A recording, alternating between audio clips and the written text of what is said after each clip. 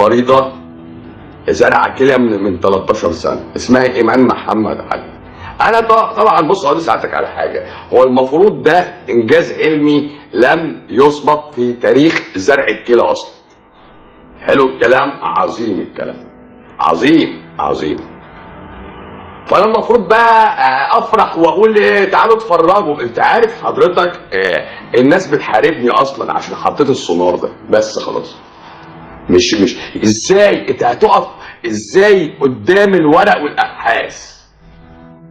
الورق والابحاث انت ازاي هتقف قدام؟ يا ابني بقول لحضرتك السونار بيقول الكليه بعد سنه وشهرين من غير علاج خالص، زيرو علاج زيرو علاج زيرو علاج.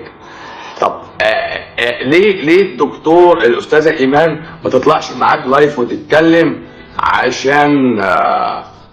عشان باباها رافض تطلع لايف؟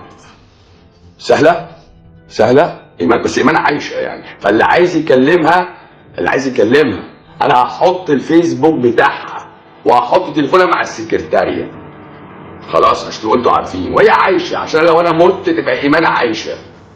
وكانت عندي امبارح بتشتكي من الدوخه، بتدوخ اصلها بتاكل تمر كل يوم ما بتبطلش اكل هي، فبتدوخ بقى.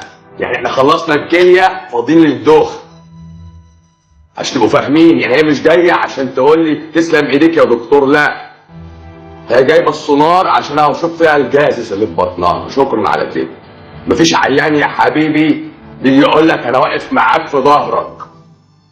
ما هي ما فادتنيش بحاجه اصلا، زيرو فايده بالنسبه لي. هي بالنسبه لي رقم بحطه عندي بس وخلاص. عادي يا باشا، انت بالنسبه لي ولا حاجه، انت موضوعك بالنسبه لي انا اللي صح، انا اللي ساعدتك، نقطه. وقفتي معايا انا؟ وقفتي مع رسالتي؟ لا خالص.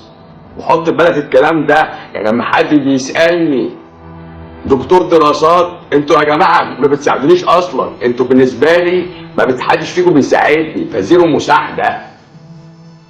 انتوا متابعين، ممكن تكونوا مشاهدين، ممكن تكونوا مستفيدين، لكن ناس يعني باك اب، لا معلش انا اسف.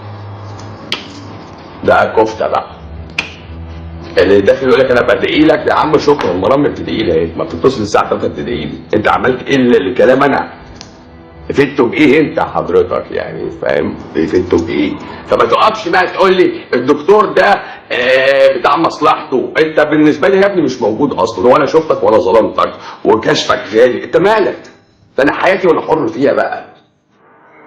انت مصلحتك تقف عند دي، انا بقدم لك مساعده، فهي تقول جزاك الله خيرا يا تقفل القناه بس. لكن ما تخش كل واحد يقول لي بقى اصلها واصل ازاي. يا باشا افهم، انا بريحك، بحط لك قدامك الحالات وتخف ازاي. الحالات اهي. بص ربنا وحده هو اللي بيسهل امورنا كلنا. اهل الكتاب هم يا جماعه بيظهروا بص لاهل التنبيه. ايوه انا ما اعترضتش على ده. انت دورك ايه بقى بعد ما ربنا وحده، وربنا ده مسبب الاسباب كلها، دورك انت في الارض ايه؟ دورك صفر. ده البغبغان بيردد الكلام حتى. انت بقى دورك كانسان ايه؟ علمت، بعد ما علمت ولا حاجه يا باشا، وقفت كده.